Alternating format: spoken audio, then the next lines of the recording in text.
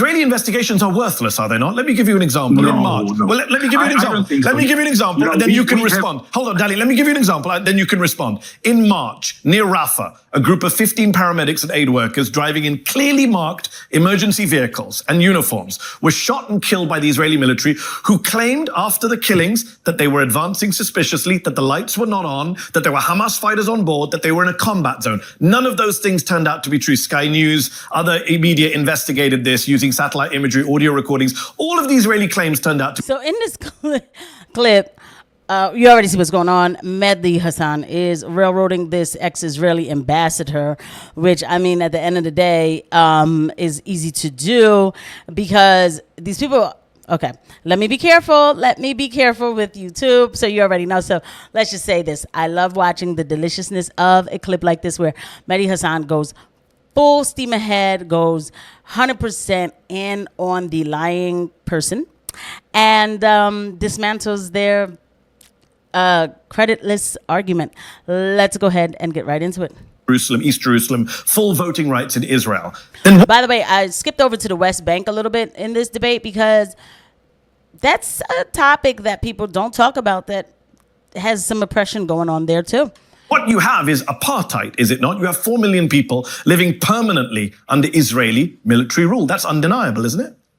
So let me just make myself clear and correct a little bit what you say. I didn't say that Smotrich doesn't have power. Unfortunately, he does have power. But he speaks volumes, but he does little. Why? He's erasing a Palestinian state in the West Bank. He's saying that on Friday. He's announced new settlements in E1, which will end in a Palestinian state. He's saying that, but he doesn't do anything. He said that. But you agree with him. And nobody Danny, you agree with him. You don't support a Palestinian state. Base. But he's not doing anything. He's just saying it for political They're literally purposes. building new settlements, Danny. And you support those settlements. You support having no Palestinian state. You support apartheid, do you not? No, I don't. I do. I'll tell you what I support. I support peace with security and justice to all. That's abstraction. I think I'm asking specifically, what do you support for the 4 million people living in the West Bank and East Jerusalem under military occupation right now? I'll tell you what, there were more ample Israeli governments, that were actually willing to have a Palestinian state. By the way, if you want to go, 1937, the Jewish people agreed on a Palestinian state. 1947, Danny, they did. We can have a historical debate, and I'll disagree with you. I'm asking now, what do you think should happen to 4 million Palestinians in the West Bank and East Jerusalem? If they don't get a state and they don't get voting rights in Israel, then they are living under apartheid, under military rule, as second class, as people with no citizenship rights.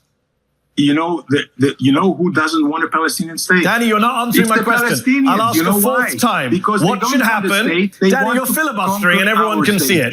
I'm going to ask a fourth time. What should happen to 4 million Palestinians living in the West Bank and East Jerusalem if they don't get a state? You say you shouldn't have a state, and they don't get voting rights in Israel. What is their status? So I will say what I think. I think they should get a state. Listen, they should get a state based on their recognition of Israel as the Jewish state, based on signing a peace agreement where they never, ever attack Israel. And in these terms, basically, I think they would have their state. I think also they need to change their curriculum. So why did you say last year two-state solution is wrong morally based on our values and our tradition? Extraordinary. Catching you in your own words, sir. That's what Mehdi Hasan does. Mehdi Hasan does not forget what people say, or Mehdi Hasan has an amazing team that's able to pull everything out that this person has said when a person was gaslighting in another interview. And now this person has to answer Mehdi Hasan for the words that have come out of his mouth in another gaslighting interview. So it's funny. Meanwhile, this notion of if they sign some peace agreement, just to go back to Gaza, because they are talking about the West Bank. And why are we even talking about the West Bank when Hamas isn't in the West Bank? But that's because, things are going on in the West Bank. But after the ceasefire, they're still bombing Gaza. Like everybody knew. It's just that people aren't talking about it as much. And so it seems like it's not happening. So it's gone back to how things were almost before October 7th. Oh, I shouldn't have said that word. And since I did say that word, guys, please don't forget to hit the like and subscribe button and the notification bell. Thanks to everybody who's watching. Words like that do get episodes suppressed. So if you could help me and at least hit the like button, I really do appreciate it. Thank you.